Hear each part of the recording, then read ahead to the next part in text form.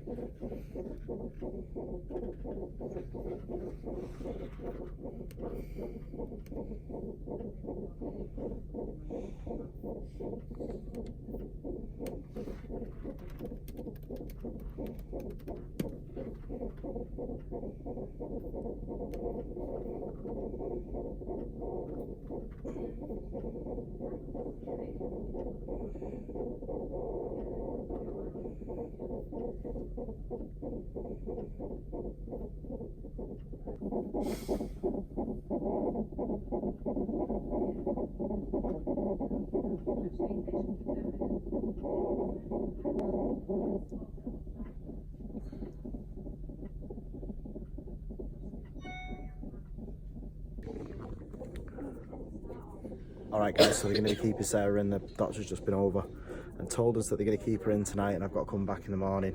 Imogen and Portia are going to be watching Mum give birth as well. They've wanted to from the start, so we thought, you know what, Imogen's got no exams tomorrow, so she's fine, and I think Portia's going to be all right as well, just to have just one day off, just to see her Mum give birth. So I'm going to have to go in about 20 minutes, I think, because visiting hours are over. I've got to just follow her into the other ward, and then I'm going to have to go home, sort the kids out and get ready for tomorrow, because I'll be taking the kids in the morning to school. Then from there I'll be carrying on with the other two. So yeah, loads going on, it's mental. You going to talk to him? Why? That's ignorant. I know. I'm sure they'll understand. So you're going to be... Imagine if the waters just went now. No. I think they're gonna. She's pushing so hard. So they've actually said the baby's head is actually locked in now, so please excuse me. So they said baby's head's in, so it's like 3/5. So they've said that once Dave comes back in the morning, going to take me to theatre, I think, and try and break my waters. So they're going to actually do the same procedure as what they did with Alpha. So they'll set me up as if I was already going to have an emergency section, just obviously in case baby's head comes out and then the cord goes underneath. Fingers crossed it won't. But yeah, I'll be epiduraled up. So although I'd love to feel the pain, you know, because we all do, I probably won't. But at least I'll get to enjoy coming into the world better. Well, not better, but obviously there's a lot of people that like to experience the pain to know what it's really like. You're not one of them. Only ones. No, I've experienced the pain with no pain relief like 8 times. No more. No more. I've had enough. My body's had enough. So yeah, so we'll keep you updated, and hopefully these contractions are picking up now. It's like she's just looked at the sheet and said that we might not even need to do like any interventions because it looks like she's pushing down really well, and she'll probably end up, fingers crossed, coming on her own through the night. So maybe it's all that cleaning I did today, because I actually went spring cleaning today. So I just thought I'd check in with you, so I've got to try and keep it down because there's quite a lot of people on the ward. So they're actually going to take me down to delivery and they're going to break my waters. So it is now around 10 o'clock, I think. So yeah, so we're just waiting. The nurse just came and said it's going to be about 5 minutes. So Dave has actually just nipped home to get Portia and Imogen, and then they're going to come back, and then hopefully it won't take too long. So I'm not too sure whether they're going to take me into theatre or whether they're actually just going to try and break them naturally. So we'll just have to wait and see, but I'll keep you all updated, and then obviously I'll have my own room shortly, so it'll be easier to talk. But there's obviously a lady next door, and then there's a couple of ladies over here, so I can't really talk too loud because I don't want to interrupt them. So I'll check back in shortly. Alright guys, a quick update for you. I'm back home now. They're about to break Sarah's waters, so I actually came back to pick Imogen and Portia up to take her back to the hospital. And as I got back, Sarah rang me and said that the midwives and the doctors have said that they can't be in there for it. So I've just had to deal with 2 heartbroken kids. I've just had to settle them both down. They're going to stay in mine and Sarah's bed tonight with Chloe. And then when Aurora's born, I'm going to come back and get them and bring them back to see her. So that seems to work. That's the plan. But it is literally all go. So we're going to head back to North Manchester now. I'm absolutely shattered. It's like 12 o'clock in the night. So once we get to North Manchester, I'll check back in with you guys and we'll see what's happening. Hopefully she's on her way. All right, guys, so I'm back now in the hospital. She's just about to go down for a controlled membrane burst in our waters, breaking. The doctor's just been in. I think he's called Henry. He's just been in and told us all the do's and don'ts of it and what can happen and what can't happen. So I'm going to have to be really quick because we're going to have to go down there. Even I've got to get scrubbed up to go in. So I'm sure I'll check in with you guys as soon as we've been down there and come back up, basically. But yeah, as soon as we've been down and we've come back up and everything's all right, fingers crossed, we'll check back in with you. So we're just about to go down to theatre now. We're going to be having the controlled water breaking, simply because baby's head seems to have gone back up after she's done like a check, and that's just the way it's going. So we're gonna go down there now, and then we'll check back in with you guys and let you know how that procedure is actually going. Oh, Dave's got his scrubs on. I have. Let's have a look. Check this out. You look hot. Lovely. Loving Dr. it. Quinn, medicine man.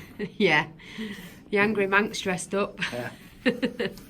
Alright guys, so we're back now. It's now 3:30 in the morning. They've turned Sarah onto her side. The contractions are coming now more and more, and they're at a regular pace, so They're, Like 4 every 10 nearly. yeah, so I think she's going to be fully dilated soon, and then baby Aurora is finally going to be here. How are you feeling, darling? Oh, I'm loving it. But when they actually brought me waters, obviously we couldn't video in there because they're not allowed. It was just like so traumatic. It was. So I sit there and think, oh, I'm making a bigger deal out of anything, but I think because I had a really bad experience with an LP, it just kind of like proper worried me. I was so like scared, wasn't I? Yeah. But all the nurses and like the surgeon was so like just brilliant. Although he did keep repeating himself a lot. But I understand why he was repeating himself a lot. So I'm just sat here with my epidural, waiting for it to come out. Alright guys, so it's now 10 to 6 in the morning and she's just been examined. She's 4 centimetres dilated now and I am absolutely wasted. I tried to get some sleep on the floor, it's not happening at all. It's rock hard and cold. I was debating whether or not to go and get in the car because it's just air at the back of it, but I think the car will be freezing as well. So it's just a waiting game now. I feel like I've been here longer than I've been pregnant. It's not, it's just because we had like the waters broke at like 10 to 2, was it? Yeah. Like, this is pretty normal really, because when we had Alpha, we had the same procedure done at this hospital, and I think we got induced with him at like 2:30 in the afternoon, and then we had him around 7:45, so. So just quickly, these are the contractions here, the ones that are going up, but they're going to bring in some synthetic hormone now because these spaces here and here, they want them more like this, so that they're all grouped in together. Like I said, it's just a waiting game now. I'm going to try and get some sleep on the floor, but I don't think I'll be able to now because they're going to put the hormone in on a drip at the side of Sarah where I was lying on the floor, so such is life. Alright guys,